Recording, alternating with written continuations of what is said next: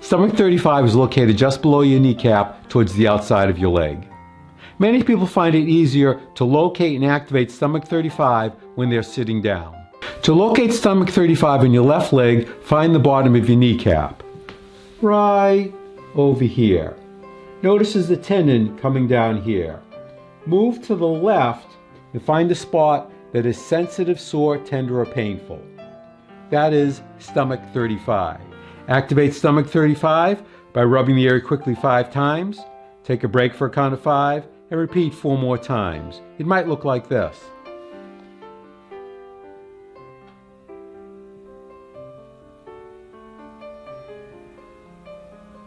Or if you have a Tei Shin, it might look like this.